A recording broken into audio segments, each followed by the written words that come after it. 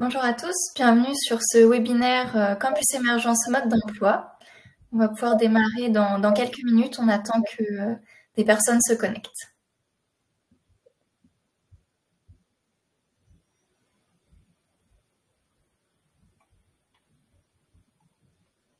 Pendant la durée du webinaire, vous allez pouvoir utiliser l'onglet chat pour interagir et si vous avez des questions, vous pouvez également utiliser l'onglet questions, on y répondra à la fin.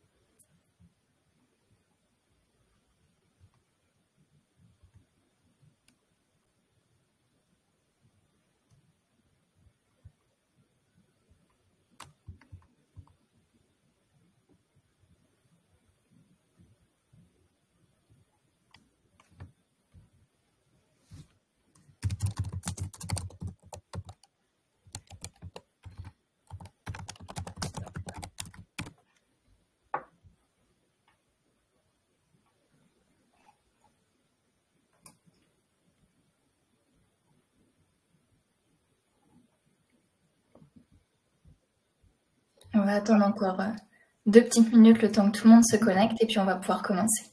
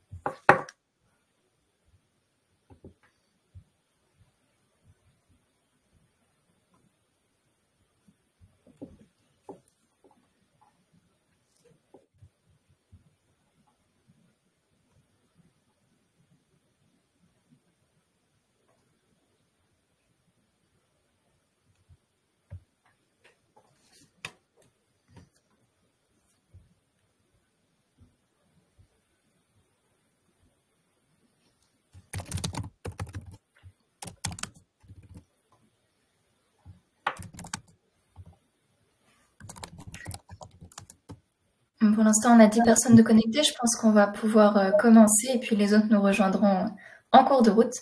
Donc, pour ceux qui se sont connectés entre-temps, bonjour. Bienvenue sur ce webinaire Campus Émergence mode d'emploi. On va commencer par se présenter. Moi, je suis Clémence Sakawi, je suis chargée de mission entrepreneuriale à Southwest Valorisation et je suis accompagnée de mon collègue Camille Jamois. Camille, si tu veux bien te présenter. Oui, merci Clémence. Bonjour à tous. Donc Camille Jamois, je suis responsable de l'incubateur de l'école IMT Atlantique sur le site de Rennes. Donc j'accompagne des projets majoritairement technologiques et je fais partie de l'équipe qui a été mobilisée pour la mise au point, on va dire, du campus innovation dont on va parler aujourd'hui. Donc voilà, je vais laisser Clémence lancer la présentation et on commence direct. Donc, je vous partage mon écran. Hop. Alors, si je suis à la fin, ça va pas fonctionner. Donc, pour le planning là, de la petite demi-heure qu'on va passer ensemble, en premier, on va pas vous parler du campus émergence, de ce que c'est, de comment vous pouvez vous inscrire. Ensuite, on a la chance d'avoir un témoignage d'une personne qui a participé à une précédente édition, donc Marie de Terrac, qu'on invitera à monter sur scène à la fin de notre présentation. Et ensuite, on va se réserver un petit temps pour des questions-réponses que vous aurez suite à la présentation, suite au témoignage. Donc, et cette présentation sera également enregistrée, donc vous la recevrez à l'issue. Camille, je te laisse présenter. Ça marche. Merci beaucoup. Donc oui, alors on parle beaucoup des pôles universités d'innovation. Donc c'est un nouvel organisme qui réunit plusieurs partenaires et à ce titre-là, donc le campus innovation, le pôle de Rennes a réalisé une action en fait et propose une action qui est le programme Campus Émergence.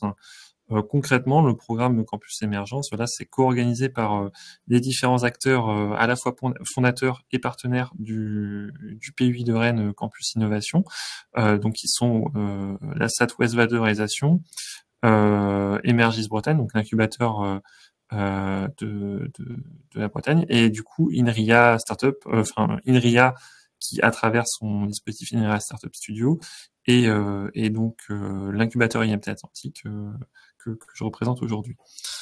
On peut peut-être passer sur la prochaine slide pour aller vraiment sur les enjeux. Voilà, sur concrètement, donc le programme vise avant tout à vous aider et vous accompagner dans la valorisation et la création de vos projets de start-up.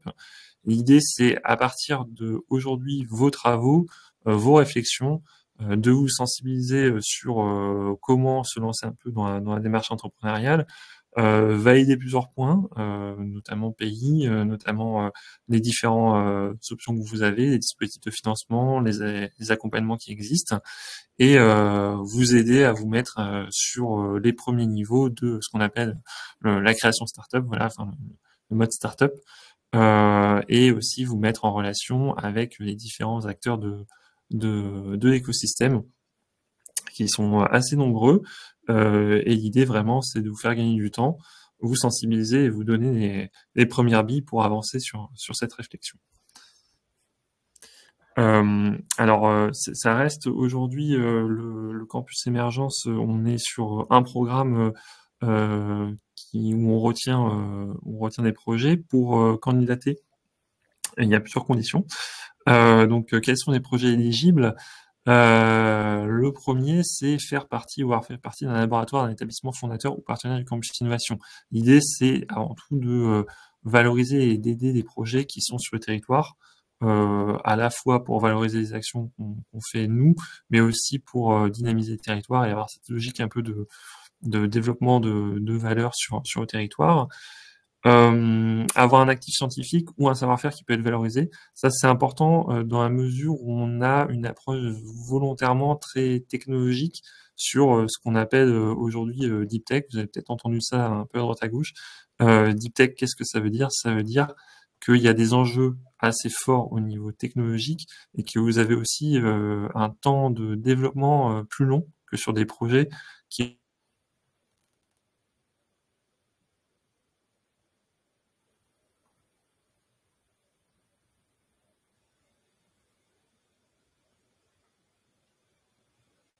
Camille, est-ce que tu nous entends?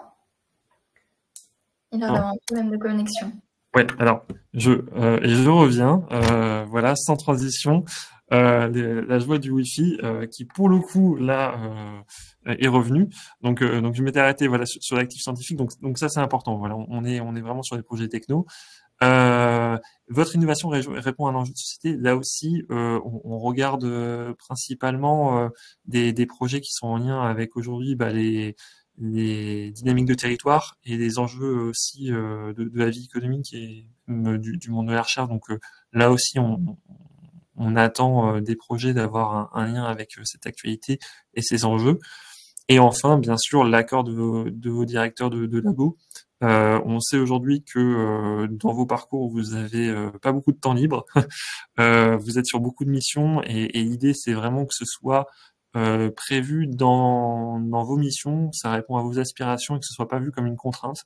Donc ça aussi, c'est un point qu'on a besoin d'avoir et de valider avec vous avant de vous lancer pour être libre de ce côté.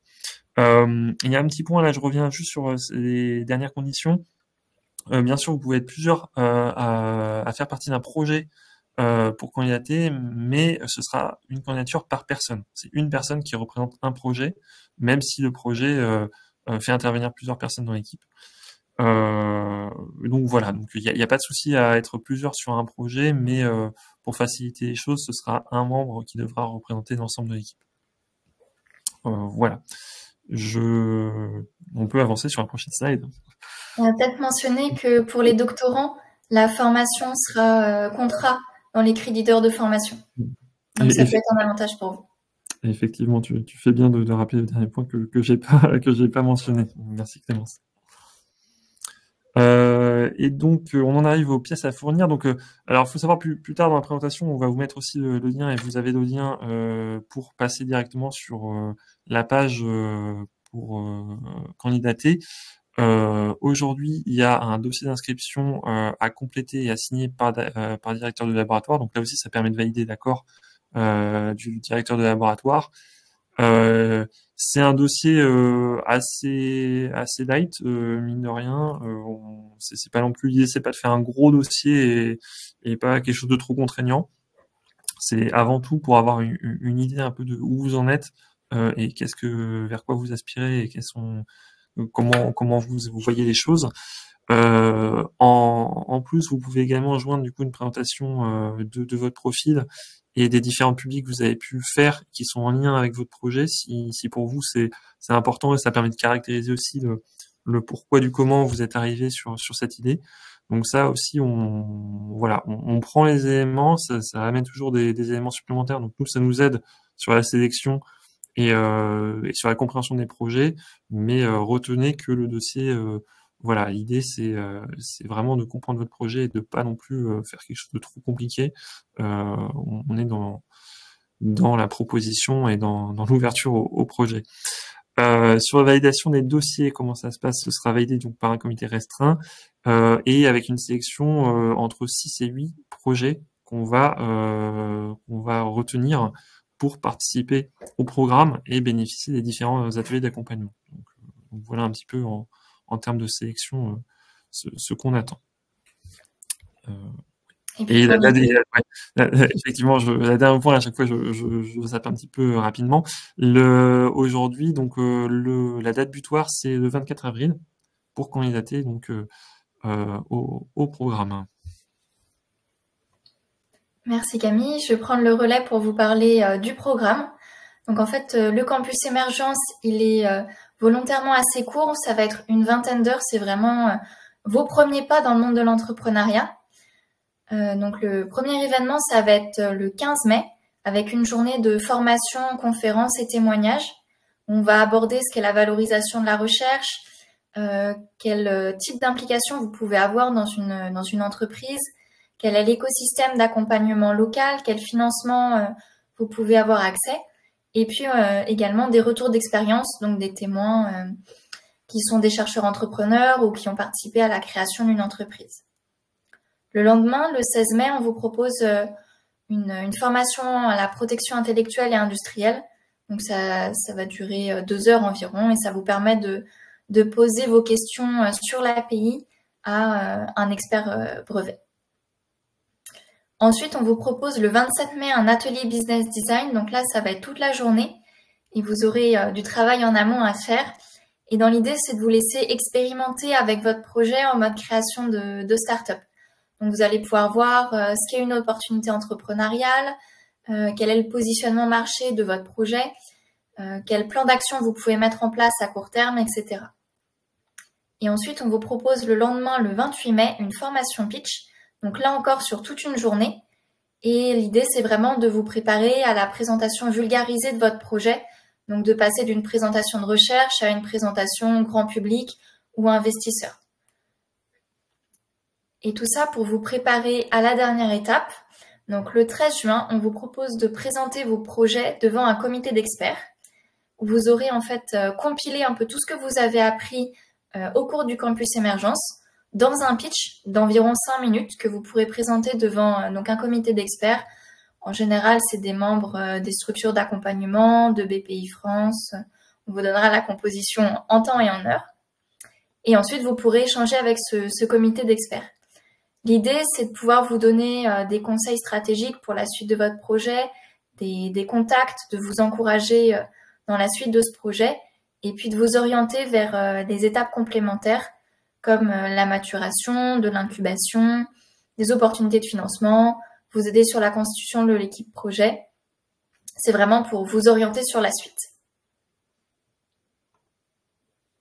Donc pour reprendre un petit peu le calendrier, là on est sur la période d'inscription. Comme on disait tout à l'heure, la date limite, c'est le 24 avril. Ensuite, on validera vos dossiers. Le campus émergence, donc vraiment le programme d'accompagnement sera sur le mois de mai et la présentation en juin. Et donc pour vous inscrire, c'est assez simple. Vous avez le lien de téléchargement du dossier ici et je vous l'ai remis dans le chat. Donc vous allez avoir une actualité sur le site de West Valorisation et le lien de téléchargement du dossier. Comme disait Camille, il est assez court. Donc vous pouvez le remplir, le faire signer par votre directeur de laboratoire et par vous-même. Et ensuite l'envoyer à l'adresse campusinnovation@univ-rennes.fr avant le 24 avril à 18 h. Donc maintenant, on va pouvoir passer au témoignage de Marie de Terrac, qui a pu participer à une ancienne version du Campus Émergence. Donc elle va peut-être vous parler de la MI Émergence, mais c'est globalement le même programme. Marie, je t'invite à monter sur scène, s'il te plaît.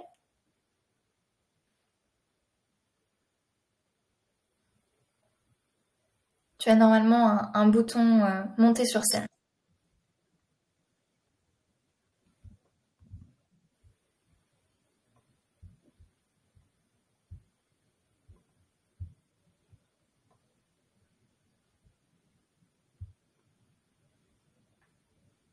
Bonjour à tous. Bonjour Marie. Désolée, le bouton était le plus gros, le plus visible, mais c'est justement celui que je ne voyais pas. Bonjour Marie. Alors, pour un peu vous raconter notre histoire à nous au CHU de Rennes. Donc, alors moi, je suis responsable d'un laboratoire qui traite les données de séquençage. Donc, ça paraît peut-être pas à tout le monde. Mais grosso modo, dans la génétique, on s'intéresse à différentes technologies qui permettent soit d'aller détecter des variations, soit d'aller les lire. Vous avez entendu parler de ça dans le Covid, c'est les PCR et le séquençage. Et dans ce cadre-là, en fait, ça fait plus de 10 ans qu'on innove pour les praticiens avec lesquels on travaille autour d'applications qui permettent de les accompagner dans des prises de décision pour poser des diagnostics pour des patients qui sont atteints de cancer, pour des patients qui sont atteints de maladies rares ou pour des détections de virus notamment.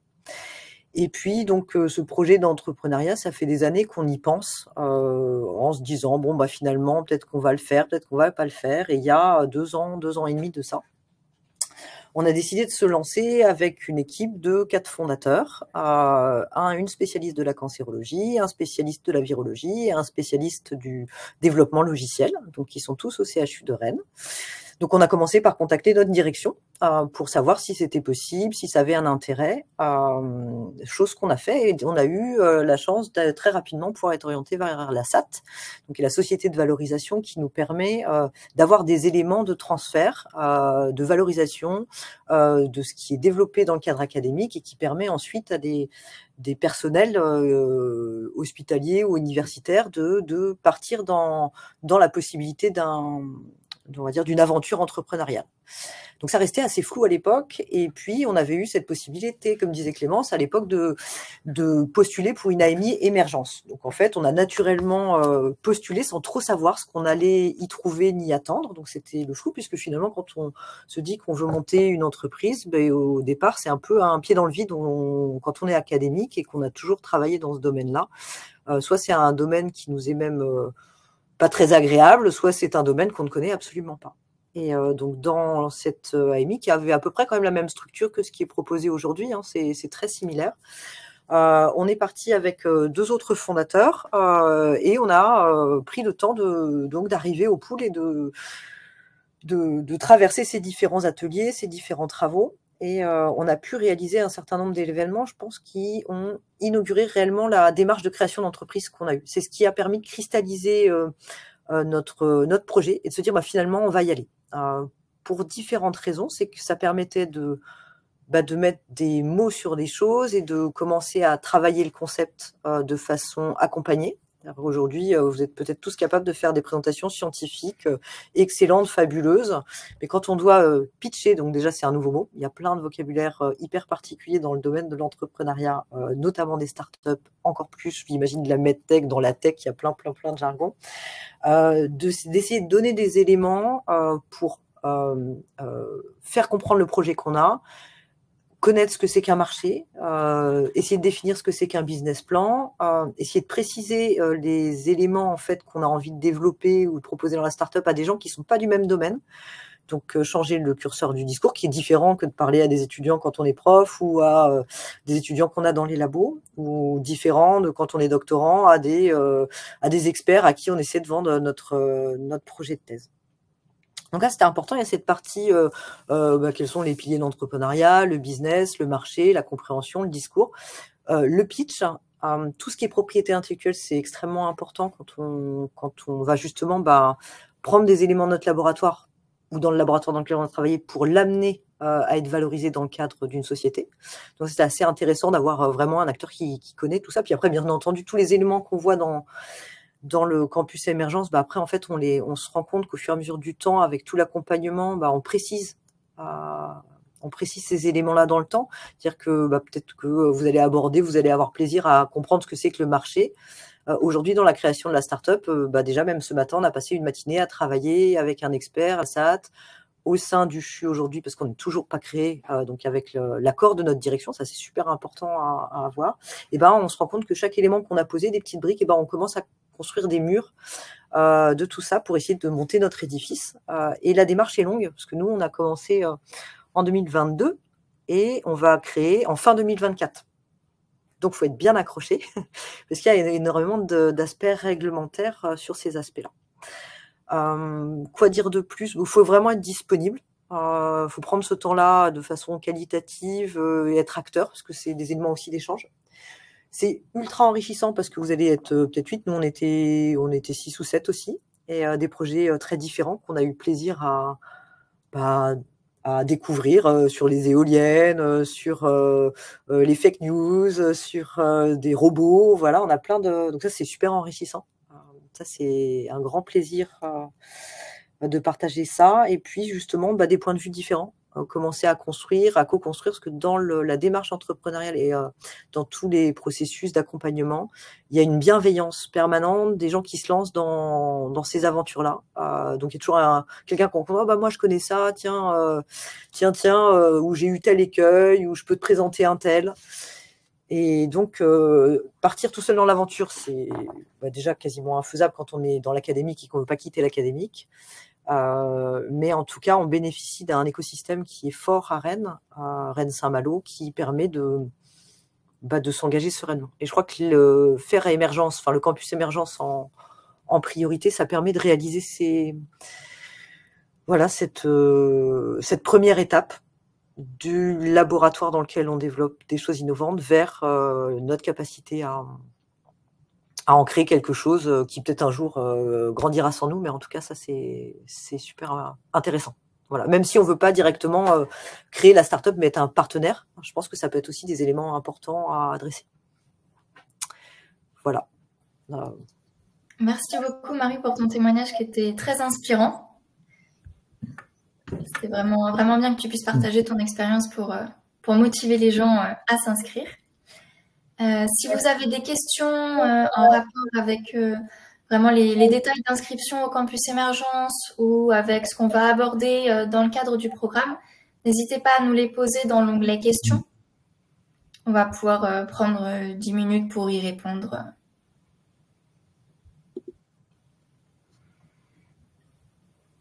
Je rebondis sur un point de Marie justement qui a été abordé à la fin. Merci pour le témoignage.